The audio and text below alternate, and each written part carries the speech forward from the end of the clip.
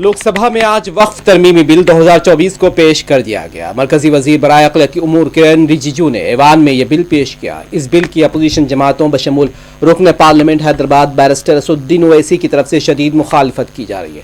हुकूमत की नीयत पर सवाल उठाए जा रहे हैं, आखिर क्यों इस्लाहात के नाम पर यह बिल पेश किया जा रहा है। Your permission, I rise to move for leave to introduce the Waqf Amendment Bill 2024. Shri Venugopal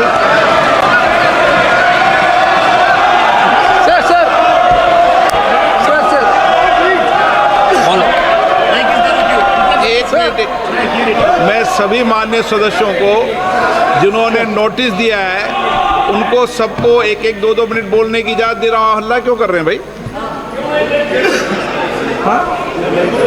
Bashir ji, they'll call your name. हाँ तो बोलेंगे तो दो मिनट जो विषय है रूल 72 के तहत ही बोलोगे ना आप, नियम कानून के तहत ही बोलोगे ना। हाँ बोलिए।